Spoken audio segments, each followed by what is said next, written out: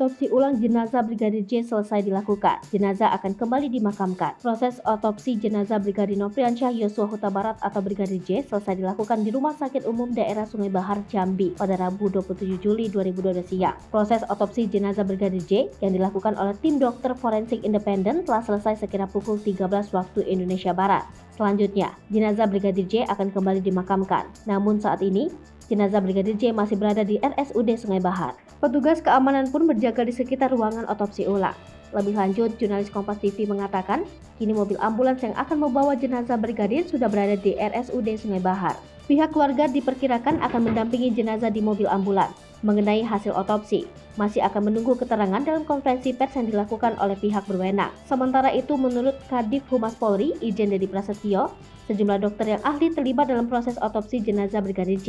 Dokter tersebut merupakan tim dari Perhimpunan Dokter Forensik Indonesia. Dedi menambahkan, pelaksanaan ekshumasi dilaksanakan oleh pihak yang memiliki staf independen dan imparsial. Sebagai informasi, ekshumasi merupakan proses penggalian kubur yang dilakukan demi keadilan oleh ahli terkait yakni kedokteran forensik.